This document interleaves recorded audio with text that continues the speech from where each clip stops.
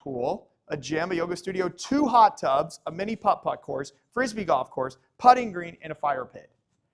You could try to put all those things in on a property, but you know the cost to do that?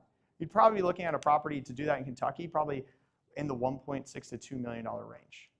That size and all of those amenities. Now it just makes 0 sense at all. So I was able to build something that would separate us from the competition. People aren't going to go through this effort. Now, does it mean that all the other deals in Kentucky are bad? No, but these are the kind of things that I'm looking for. Okay? Let's keep moving.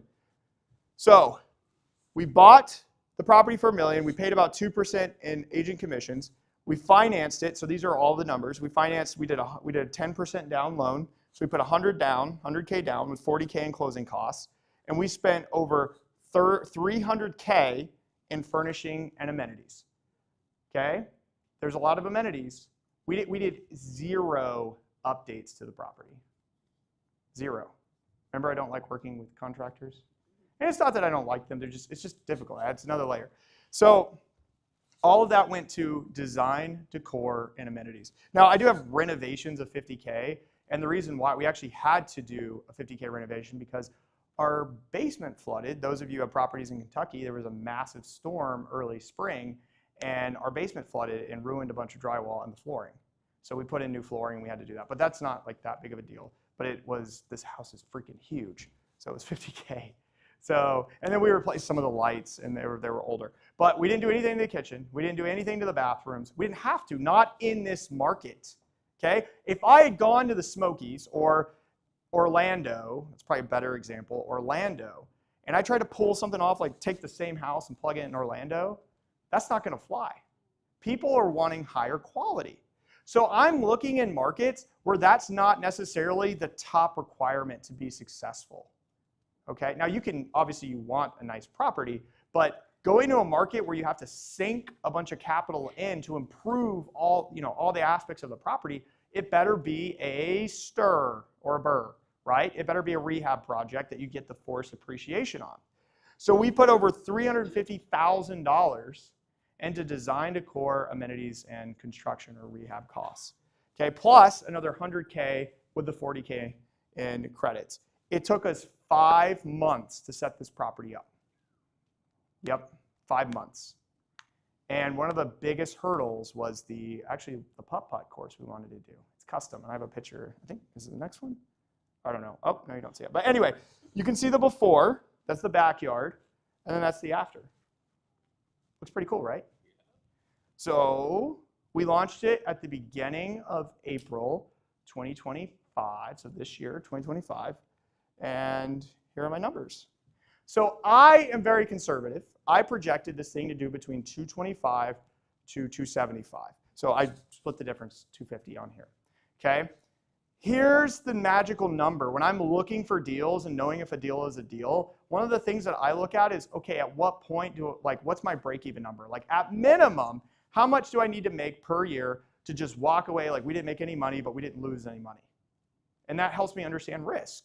So what's my break-even? 125. Boom. I think it's going to make 250. My break-even's 125. Looking at this massive house and all the amenities we added, I'll go back to it and brag a little bit. You look at that. Do you think that property can gross 125? Probably. Just by looking at it, you're like, yeah, that's a pretty big, cool property, right? Yeah. So let me go back. Okay. So cash on cash return, 25.4%. You see all the amenity costs, and then the renovations were 50K. Launched in 2025, reappraised value, 1.6 million. So technically, we got some of that. We could get some of that money back that we put into the property. Nice, not a bad deal, right? Now, let's talk actual numbers. This month, July, we did $70,000. August, how much do you think we're going to do? 95 would be great, but we're going to do 70,000 in August too. And in September, we have 40,000 on the books. April, when we launched this, month 1, we were already cash flow positive on this thing. I think we did like 24 in our first month. May was like 15, and we're like, oh, but it's just the seasonality of the markets. So on the books, so bookings for the future for within our first year, we have over $195,000 when I checked it like 2 weeks ago. We've gotten bookings since. Groups. So Bourbon Trail, it kind of helps with some market background, which I failed to do, but people who are traveling to the Bourbon Trail are going in groups. It's not like family with 2 kids, like, yeah, kids, let's go drink bourbon. Like that's not who's going. It's older groups. And so, or generational families, people who are looking to get away. We've gotten a ton of wedding requests, and we're trying to figure that out, because it's a huge property. And it's beautiful. It's very private and secluded, keywords I want you to remember. And it's an awesome property, and it's in a good location. But it's groups traveling to the things. And we get some like mastermind groups too. And yeah, so does that answer your question? Okay, good one. What else? Any questions on this property? Yes, Anna, you're now my competition. What? Tell me. Just kidding. Oh, thank you. You're too sweet. Okay.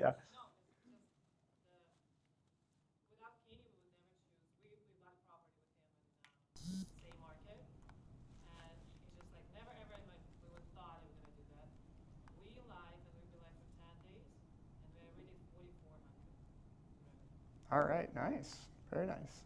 Yes? How much of this are you like forecasting while you're going through the process of the short sale that you had to go through? Like how much of this are you billing now before the offer and like the startup costs?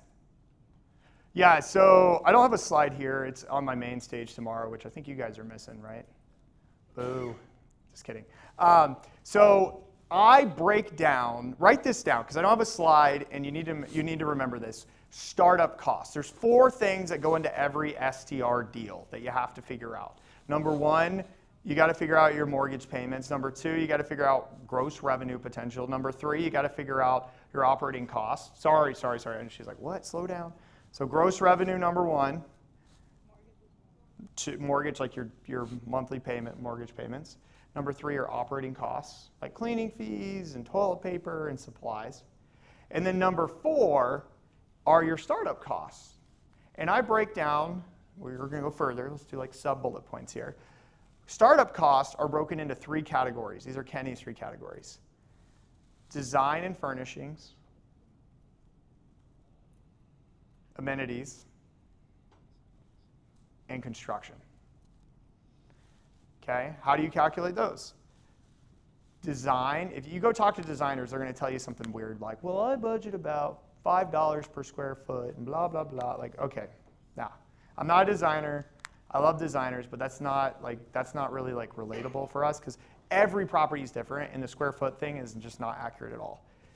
15 to 20K per bedroom is typically, if you want a good design property, if you want a top 10 or top 1% property, you're going to spend about 15 to 20K per bedroom in your markets. Okay? And that'll knock out the living room, the kitchen, the bath, like all that stuff too. Yes? Does that include furniture? Yes, sorry. Like furnishings, design and furnishings, so 15 to 20K per bedroom. Then amenities. Well, how do you figure out amenities? So I break it into 2 categories even there. You have 4 bedrooms or less, and then you have 5 bedrooms or more. So I spend anywhere for 5 bedrooms or more, we spend anywhere from $75,000 to about $150,000 on amenities. And then with 4 bedrooms or less, we'll spend, about anywhere from $10,000 to $50,000. So although some of these things are relatively, we call them variable costs, they're not. They're kind of fixed. So you can start calculating these things and knowing, okay, there's X amount of bedrooms, so I can just do we'll be really conservative and say $20,000 per bedroom, and that's going to be a very nice furnished place. And then I'm going to spend, it's more than 5 bedrooms, it probably needs some really, really cool amenities, so I'll probably spend $125,000 to $150,000. Now you kind of get a rough idea of your startup costs, right? Never, I'm going to talk about this tomorrow too, never, ever, ever, your pre-approval budget from your bank, your lender, I love the lenders out there, but your pre-approval budget is not your real budget. What determines your real budget? Anybody? What determines your real budget? Your cash on hand. So if you have $200,000, You can afford, best case scenario, with a 10% down loan, with a property that's going to be in the top 10%, up to maybe 750. Maybe 750. And that's with a 10% down loan. Okay? Because you have to invest in design and furnishings and amenities and probably some construction. Does that make sense? Have we accepted that in our lives? Because if you haven't yet, you're not going to cash flow. Okay. Now, if you're sitting here going, well, crap, that's a lot of money. I don't have that kind of money. That's fine. Do what Anthony's doing. Do the burr or the stir. Stir. All right, we're getting a little tired, so I need to start telling more jokes or something. All right, let's go to the next one. Or I guess, sorry, any other questions on that deal? Yes? How do you know which amenities to take in that market? So I always pick amenities based on the guest avatar. So the gentleman asked, well, people going to Sillery, so a lot of our amenities. So for example, if we can sleep 28 on this property, which we sleep 28 on this property. Now, most of the time we don't host 28, but it's a big group. Well, how many people are going to enjoy, 20, imagine 20 people trying to get in a hot tub of for 8 people. And here's a crazy thing, when guests go and stay at Airbnbs, their IQ goes down a little bit. And so they'll try something stupid like that. So we focus on amenities that fit our guest avatar. You're not going to see at this house, we don't do the pickleball courts. We don't do, the jungle gyms and those things. Even though kids love it, sure, they love it, great. But it ain't for kids. Kids can stay here, sure. But we're not targeting kids. We're targeting older groups. And you know what's ironic? If you go to this listing, you know how many reviews? We launched it in April. We've had many, many guests. Sound like Trump there. We've had many, many guests. We had 220 million guests stay at our property. It's been great. Sorry, if you haven't gone to our booth and met Donald Trump or Clinton, they're there right now. Don't leave, though. Stay. Okay, do it after. They're here all day. Well, at 5 p.m., actually 5 p.m., they're doing a stand-up skit. So 5 p.m., come listen to that. It's going to be in the vendor area.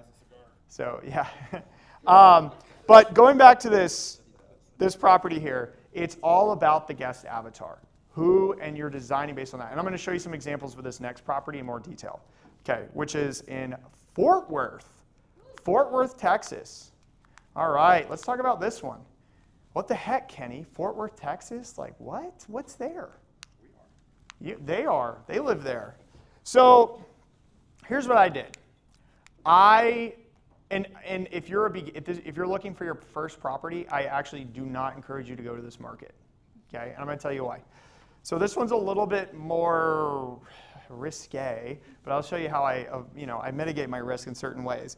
But this is more an advanced strategy that I did, but still helpful because you're going to see some similarities with this property that you saw with the other property. And then the next one I'm going to show you too that I have under contract right now that we're going to buy some similar things, but in totally random markets. But Fort Worth, that's an urban market, right?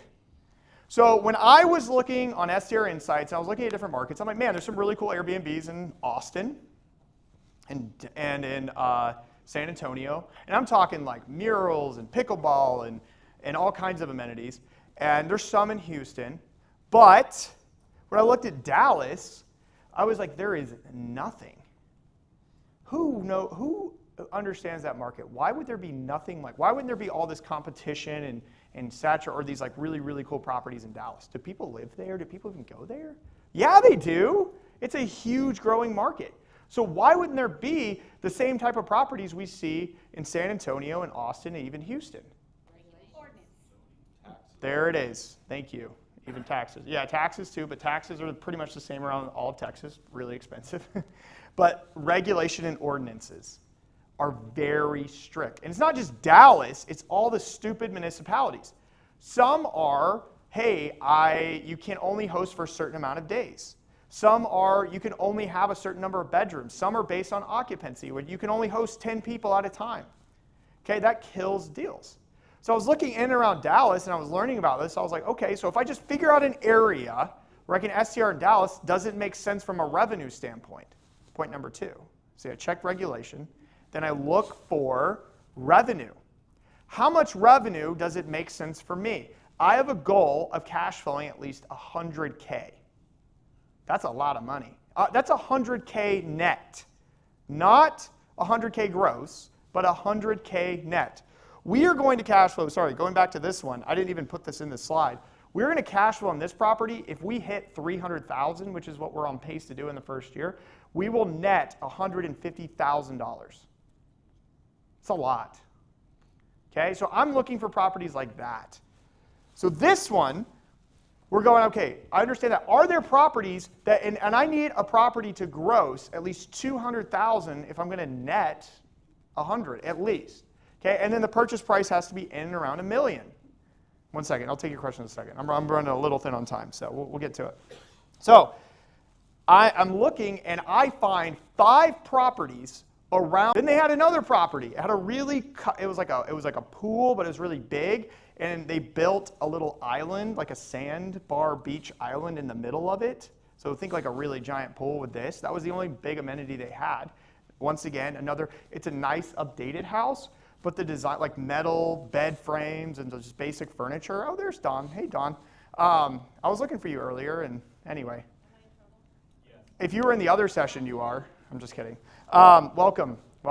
So, long story short, that property, guess how much that one was doing? $450,000. Just a little above that. And then they had another one in another area, and it had a baseball field, like a full legit one with the fence and the signage and everything, and then a soccer field, and all this like really cool turf and things to do. And guess how much that one was doing? 400, not 450. Holy crap! So the revenue potential is there in that market. A lot of people make the mistake thinking like, oh, I can just go into any market and buy these huge properties and throw in a bunch of amenities and they're going to make money. But is the revenue potential there? We don't know. And that's a gamble. I look for markets and I look for properties in those markets already proving that I can do it. Now, am I going to put a 1,000-foot slip and slide on my property? Heck no. Yeah, if I told that to Proper or Justin Ford, wherever he's running around, he would strangle me. Okay, he's a safety guy for those who don't get the reference. But and he scares people with his presentations of safety. Like, you careful there. He told me, I was speaking once. He's like, don't lean on that podium; it'll tip forward and you'll break your neck. And I was like, all right. Normally people just say, good luck, Kenny, and then go. But anyway, I got that. So, but long story short, I'm looking for properties where I can add the really cool amenities with land that have the privacy and seclusion that can host at least 20 people. And so, boom, I start looking. It took me about 8 months. And you know why? And I like that it took me 8 months. That means it was really hard to find something that fit the regulation and the criteria that I was looking for. So I know inevitably some of you are going to go try to copy what I just did. Good luck. Look at my moat. Right? I leverage regulation to find the perfect spot, the perfect property with the right amenities. And I'm going to show you the amenities that we're adding. We're launching this property in 2 weeks. So it's almost done. And I'm going to show you some of the stuff we're adding to it. Because everyone wants to know about amenities. So this property we found, list price, $1.2 million. It's only 4,800 square feet. Because I was like, we're not doing another 9,000 square foot home.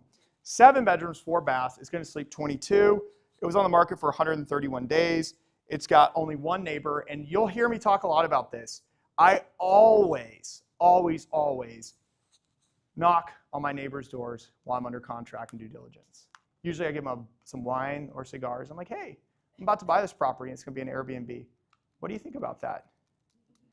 And if they say, I'm going to sue you, or like, get off my property, I'm backing out of the deal. You need to do the same thing too. We always butter them up. So the Frankfurt property, this property, and we'll see about the Flagstaff one. Both of those neighbors on these 2 houses, they're working for us. They're like doing certain things for us. Like one maintains the landscaping, and then this one, he's going to be our point of contact for the area. Really cool guys. We took them out to dinner. Every time we go there, we hang out. They're really, really nice people. And they feel like they're part of the team. That's really, really important. And they understand us. They're like, we just have families, they met our families, and they're like, these are normal people. We're not trying to slip one under them and just have a party house, and they get that. That's so important if you want to protect your investments. Okay, keep moving. We got 2.5 acres, a pool. I really like pools. Pools make you a lot of money. If you're thinking about adding the pool, add the pool, any property, okay? This is the inside. Look at that. That's pretty cool, right? I want to talk about design for a brief second. I'm not a designer. Let's clear the room there. If you're like, Kenny, what wall should this be colored? I don't know, blue, green, something. Thank you. But we had this little nook, and this is a lesson I'm going to highlight more tomorrow on my main stage. So we were like, we already have a game room. We already have some other rooms. What if we did a board game room? And our designer we hired came up with this, okay? A little neon sign, table, wallpaper, chairs, some board games. What do you guys think of that? It's okay, right? Somebody's like shaking their head like, no, it's okay. I mean, most Airbnbs, like, I mean, this is probably most now, but like, it's okay. Sure, we're gonna have pickleball. We're gonna have some, I'm gonna show you the next room. That's gonna be our hero image in a second. We have some other things, but I was like, how do I take the same budget, which is for this room, which is virtually, I don't know, like a couple of quarters and some Cracker Jacks, and make it look cooler, right?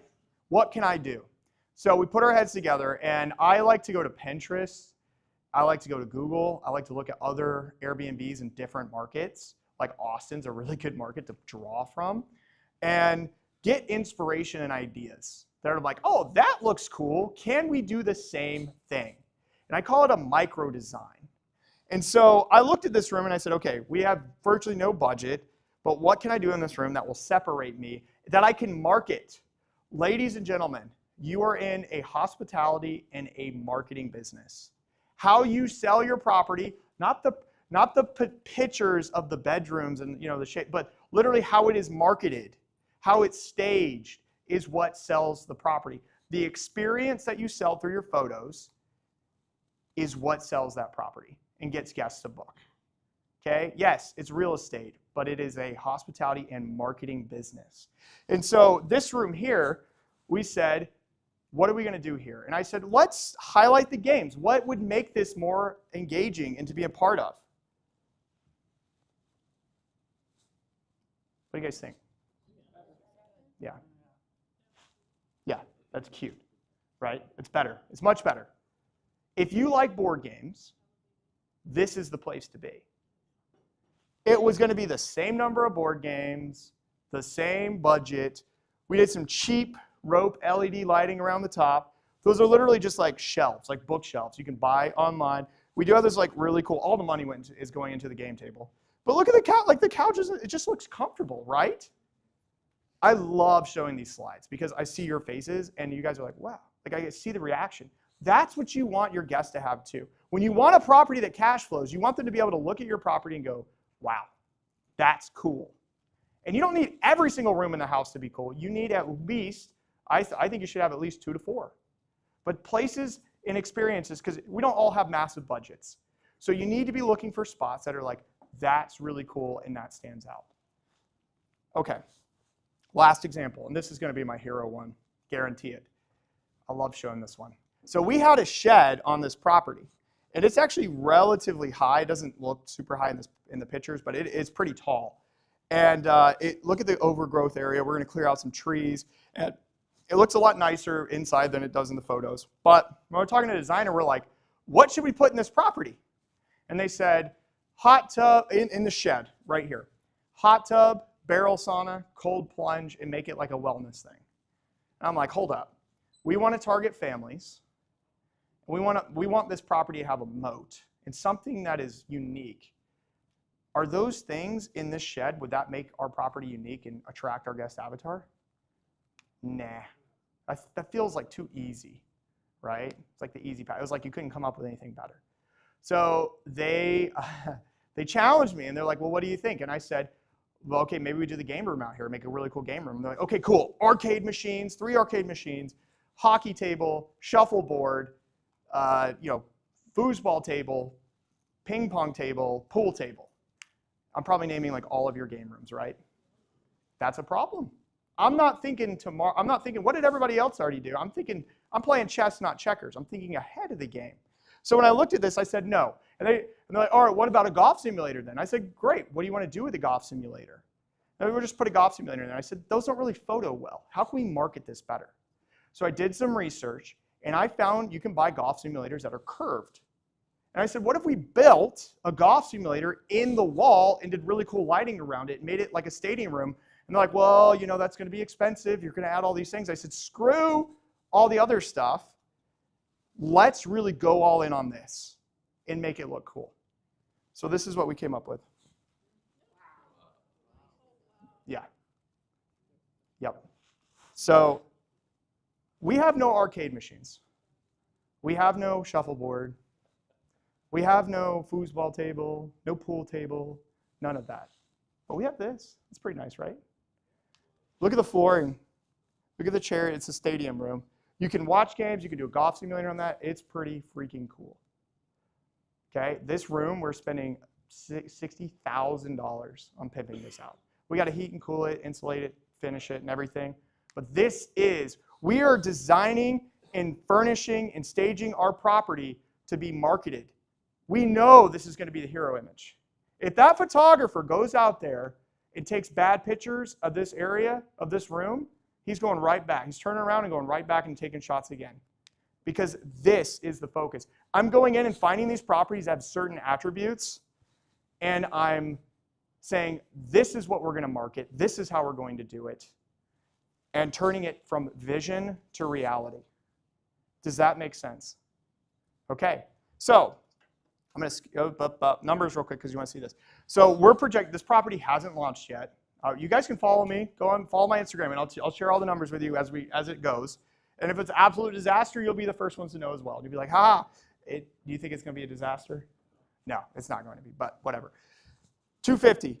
Break even. Remember we talked about break even? That property only needs to generate 121 in gross. I love that.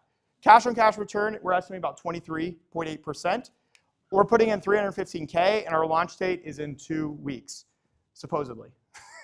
So anyway, I have a ticket out there in 2 weeks, so they told me it was going to be done. Estimated cash flow, $120,000. Beautiful, right? Love that. All right. Purchase price was $975. Sorry, I don't know why that wasn't all in there, but $975. And we got some credits for it too, but got our closing. How? Oh, for that one, I pulled some comps in the area to see what other 7 bedrooms were doing, and most of them were doing over 200. I'm very conservative, so I don't like to just go, oh, well, we're going to be better than everybody, so we'll make more money. That's really, because how much more? We don't know. So I have a base of like, these are what the other properties are doing. So how many? Like one does 250 or like how many? 5 or 10? In this area, there was about 3 or 4. Okay. But then also, I'm looking at those ones that are doing like 450, 500, and I'm going, yeah, well, that makes, like, yeah, we're not gonna have that crazy golf course on it, but we can add some really cool things and be different. Yeah, and if it only makes 250, cool, you know? But I see that there. That's the risk assessment, right? So, okay, this is what I look for in a property. And you ask your question while they're staring at this.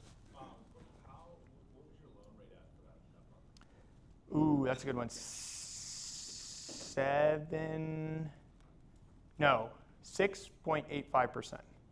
The Kentucky one, we got 6%. Those, remember when the rates dipped for like half a second? We like scooped in. It was like last year, and we got it anyway. Do you really have anything fail? Do I really have anything fail? I own a plot of land in Arizona that's just nothing there that I bought in 2019. Okay, so you bought Because it was too, yeah, because we didn't do the due diligence on the cost that it would take to build, and it doesn't make any sense at all. You never get there. By the time you launch, they are failing by that point. You know they're going to be successful. I know they're going to be successful. I hope they're going to be successful. I feel confident they're going to be successful because of the numbers that I'm seeing in the market. So the reason why I'm not like, oh, every property I have like doesn't, or the reason why I don't have every property fail is because there are comps doing those numbers, Exactly. right? And I'm focusing on those micro designs. I'd just be really surprised if you had a failing property you launched. Oh, thank you. Yeah, me too. Yes. So just clarification, when you say net, everybody has, some people have different definitions of net. Is that include mortgage or not? That would be after mortgage and everything. After mortgage. Net is the pocket I get, or the money I get in my pocket at the end of the year. So no debts. Yeah, I mean, we have debt on this house, you know. That includes all that. So now if you pay cash, all cash, you're going to have more cash flow, right? All right, so on your BCD here, what is your driving factor for choosing those 3 points? Or those 5 points? Well, the B, C, and D. Oh, sorry, B, C. B and E makes sense, but B, Yes. C, and D, what's your driving, what's Space. your philosophy that drives Space. If you're going to host large groups, because these properties, 4,000 square feet, are going to host large groups. Okay. They're going to want privacy and they're going to want space. They don't want to see the neighbors, or you don't want the neighbors to see, you know? Okay, that makes Okay. sense. So, and then you're good on the other ones? Well, I was going to go the other way. Why are you choosing large properties? Because there's more cash flow in those. Easy. Yes. Now, if you don't have a large budget, choose smaller properties. So you don't do smaller? No, because I don't care about the cash on cash return. I care about cash flow. I could go buy a bunch of really cool one-bedroom cabins and Smokies, and they could all have a really, really good return, 20, maybe even 30%, by adding the right things to them. But what am I going to net, like 20K? Cool. You know, now that's quantity. I'm thinking quality. So I had 2.5 years ago, I had 6 properties. That was either owning or managing. Then I got all the way down to 2, and then now I'm back up to 4, about to be 5 with a hotel. Because I'm not focused on cash, I'm focused on cash flow. And I don't have a lot of time. You saw my kids earlier, like I'm really trying to get like more time with them. That is hard. But so we have to have the right properties to be able to do that. All right, I'm gonna skip through this last one because we're out of like all this time, but it's okay, I'll cover some of it. Oh man, I don't have the pictures there. Anyway, so I found this deal in Flagstaff. I don't know where all my numbers are, but we're under contract right now in Flagstaff, Arizona. This is live, this is going on, 2 weeks, fresh. What am I looking for? Okay, this property is 4,000 square feet. It's 8 beds, 5 baths. It's been on the market for 20 days. It was built in 2005. It has 8 acres. It has a 2 RV garage. What else? Outside, and it's outside the city limits. It's 100 feet from the city limits. If we were in the city limits of Flagstaff, we could not STR that property. 100 feet. Woo! Yeah, we're lucky, right? You guys think I pull these things out of my butt, but like literally, I'm looking every day, everywhere, calling, checking, doing all this research. It's hard. And we find these ones, you're like, holy crap, we're right there on the border. This is something. Okay, it's got this really cool 2-car garage that looks like this. There's a property literally next door to this one. It's a 5-bedroom. It's grossing $250,000. It has a pickleball court on the outside and a jungle gym and some really cool things, but it doesn't have an indoor pickleball court. No one's going to have an indoor pickleball court but me. And we're going to turn that into a basketball court too. It's big enough. So, boom, right? Now, we're still doing due diligence on it, but we have it under contract. It was listed for 1.5. We have it under contract for 1.3. The agent commissions, we're paying the 3%. We're paying everything. The financing, we're doing 130 down, furnishing amenity costs to it. So we're going to put $400,000 into this property. It has to do some renovations. My business partner was like, we have to do that. Setup period, it's going to take us about 5 months. These deals are live. They're real. They exist. This is the outside of the home. I'm glad that picture worked. You can see my projected revenue on this one is $325. Break even is $142. You see my risk? It's like I can do 142 on an 8-bedroom property all day long. I could probably knock it out in the summertime easily in like 3 months. That's really low risk for me. Cash on cash return, 19.7%, not 23%, but I don't care. I care about that last number there. Cash flow, $160K estimated cash flow. Here's the thing, if I only do 140, do you think I'm going to cry about it? No, I'm not. That's great too. So these deals exist, and I'm looking for these types of things, but it's the moat. It's the things that separate us from everybody else. I'm out of time, so I'm just going to brush through all this. So that's my other one. It doesn't matter. I'm going to skip that one. I want to give you guys homework. I'll come back to the other one in a second. I want to give you homework real quick. I want you to go to my YouTube channel. You guys okay with homework? All right, good. If you're not, then you can leave. You go to my YouTube channel and watch this video. It's a continuation of what I just talked about. It's other property examples.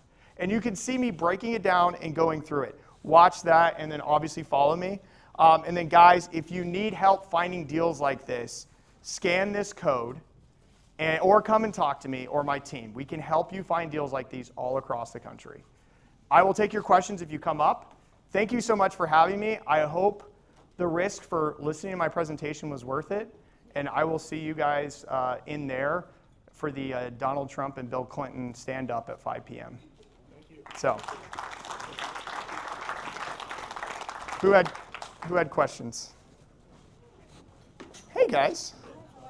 Hey, good. Oh. I have to whisper or something. So what was your social security number again? 10% down, though. You're obviously not DSCR. Yeah, I was going to ask that too. Yeah. Who's doing my 10% down? Yeah. That's pretty good, man.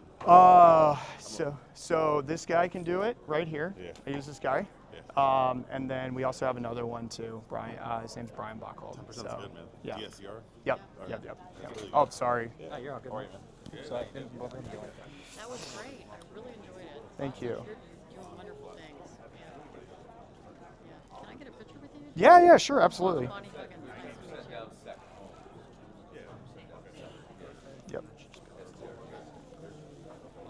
And I don't really know about your podcast, but I definitely want to watch it. Yeah, definitely listen to it. I do So, midterm rentals Okay. also. there you go. Good luck. Sorry I'm late. So.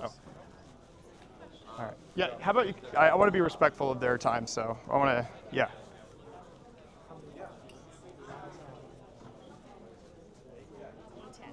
Okay, I gotta go to 107. Hey. Is that helpful?